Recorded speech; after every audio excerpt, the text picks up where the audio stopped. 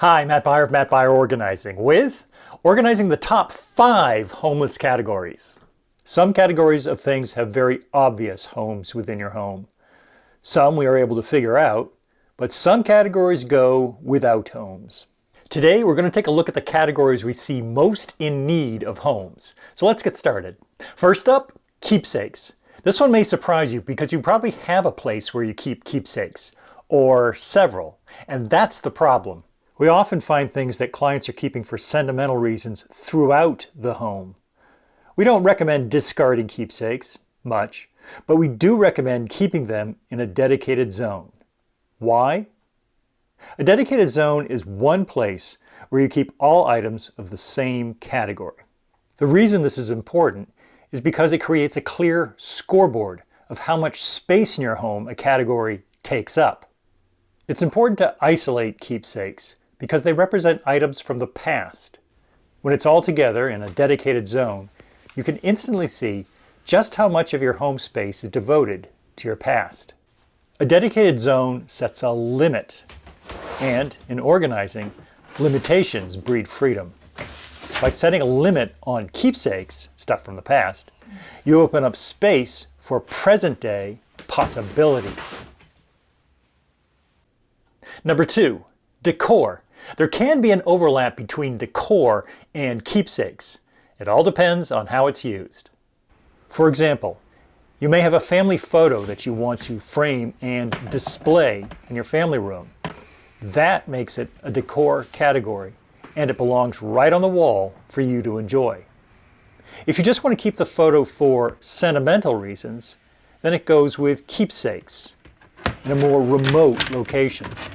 It's okay to keep it, but again, keep it in a dedicated zone so that you can take an accurate accounting of how much space is devoted to the past. The same goes for decor that you don't want to use right now. Maybe you'll want to keep that family portrait to display in your renovated space or your next home. And the same goes for wall hangings, lamps, sculpture, pottery, etc. If you can't display it here and now, then at least keep it all together so you get an accurate idea of how much space it takes up, maybe in a corner of the attic or basement.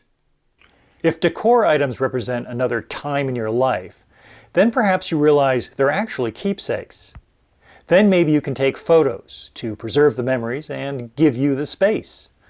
Then it might be easier to let the items go.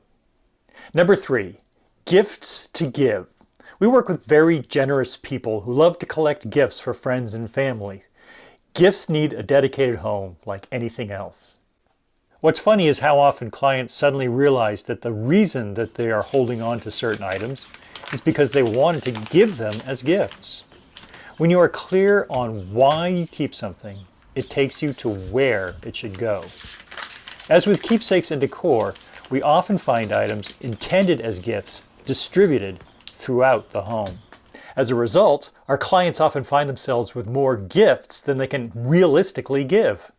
Also, there may be gifts that become outdated because they were not readily findable when it mattered. Again, having them all in one dedicated home makes it easier to get an accurate idea of how many gifts you have. It also makes it easier to distribute appropriately. By the way, this is a rare example of when I don't recommend the reveal, don't conceal rule for containing. Skip the label too. This is, after all, a category that you want to keep secret.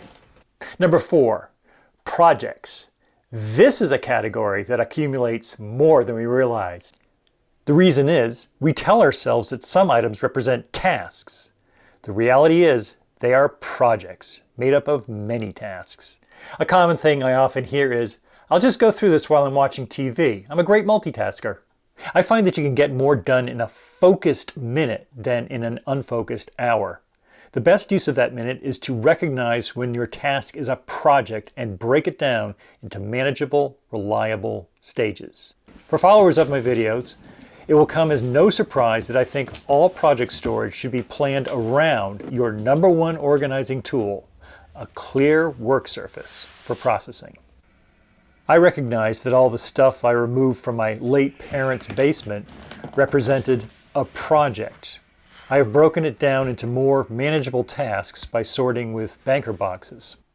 To make the editing tasks more reliable, I schedule them on my parents' birthdays, death days, and their anniversary. I find it a great way to honor their memories. And number 5, departures. These are things headed out. The most important example is the donation depot, and you can see the video for this here. The idea with departure items is that things circulate into our lives way too easily. So you need competitive plans for things to circulate out. That's the function of the donation depot. Donations depart in a series of manageable, reliable stages, ending with 2 dedicated bins located inches away from the vehicle that will transport them away. Another example is returns. This could mean returnable bottles and cans, or it could mean items you want to make a point of returning to a store. It's the same idea. Create a limited collection shelf near the vehicle that will take the items away, so that each stage in the departure process is manageable and reliable. For more easy organizing tips, please subscribe. Thanks for watching. I'll see you around.